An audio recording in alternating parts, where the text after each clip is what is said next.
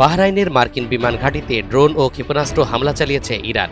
একই সময়ে উত্তর ইসরায়েলের রামাত ডেভিড বিমান ঘাঁটিতে বড় ধরনের ড্রোন হামলা চালিয়েছে লেবাননের সশস্ত্র গোষ্ঠী হিজবুল্লাহ।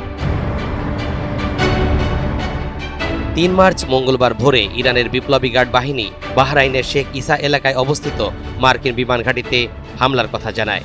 আইআরজিসির বিবৃতিতে বলা হয়, এই অভিযানে ২০টি ড্রোন ও ৩টি ক্ষেপণাস্ত্র ব্যবহার করা হয়েছে, যা মার্কিন ঘাঁটির প্রধান কমান্ড ও সদর দপ্তর ভবনটি ধ্বংস করে দিয়েছে। এছাড়া বিমান ঘাঁটির বিশাল জ্বালানি ট্যাঙ্কারে আগুন ধরে গেছে বলেও দাবি করা হয়। যদিও বাহরাইন বা মার্কিন সামরিক বাহিনীর পক্ষ থেকে ক্ষয়ক্ষতির বিষয়ে তাৎক্ষণিক কোনো নিশ্চিতকরণ পাওয়া যায়নি, তবে এই হামলা বাহরাইনে মোতায়েন করা মার্কিন পঞ্চম ফ্লিটের নিরাপত্তার জন্য বড় ধরনের হুমকি হিসেবে দেখা হচ্ছে।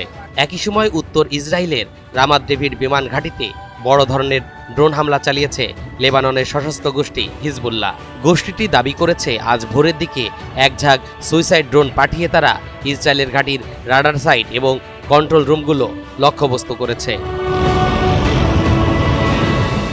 লেবাননের বিভিন্ন এলাকায় ইসরায়েলি বাহিনীর সাম্প্রতিক প্রাণঘাতী বিমান হামলার প্রতিশোধ নিতেই এই অভিযান চালানো হয়েছে বলে হিজবুল্লাহর পক্ষ থেকে জানানো হয়েছে। উত্তর ইসরায়েলের একের পর এক সাইরেন বাজার শব্দ ও আকাশ প্রতিরক্ষা ব্যবস্থার সক্রিয়তার খবর ওই অঞ্চলে চরম আতঙ্ক বিরাজ করছে। তরিকুল ইসলাম, এনটিভি অনলাইন।